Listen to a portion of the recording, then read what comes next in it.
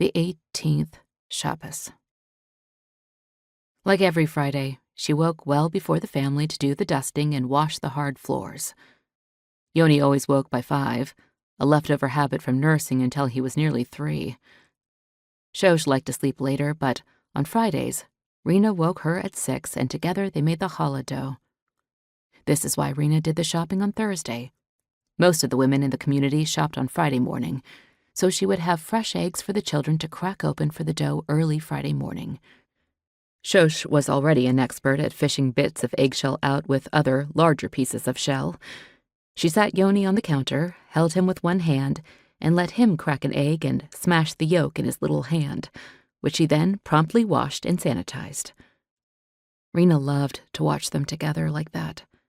Shosh on a step stool and Yoni wobbling on the counter. Shosh broke the eggs one at a time into a small bowl used only for that purpose, checked for any spots of blood, then slid each clean egg into the large wooden mixing bowl, the only treasure Rina had claimed when her grandmother died. "Here you go, Mummy," Rina said, using her favorite nickname, the one she used for both children when no one else could hear. She handed them each a piece of dough. Yoni squished and poked his, but Shosh, not yet 5, slapped it down expertly and started folding it over itself. Preschool ended early on Fridays for Shabbos, and Rina always waited to braid and bake the challah until Shosh got home. Weeks that she made large batches for company, most weeks, she let Shosh take the small piece of dough for the burnt offering and place it carefully in the back of the toaster oven to smolder.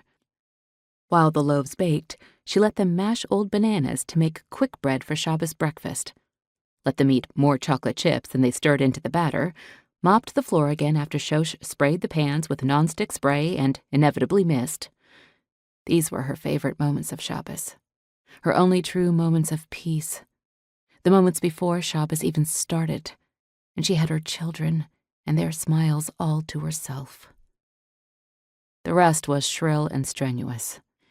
From the frenzy to be ready in the moments before sunset, David rushing home in foul, the children bathed and dressed, being ready for company to arrive or ready to walk to someone's house, leaving time for the men to daven at shul, being sure the food was done and tomorrow's lunch put up to warm overnight, carefully choosing which soda bottles to open so that you didn't break a commandment by twisting off a top that had been stamped in such a way that opening it would break letters apart in an act that could, who knew, be like writing, thus forbidden on Shabbos.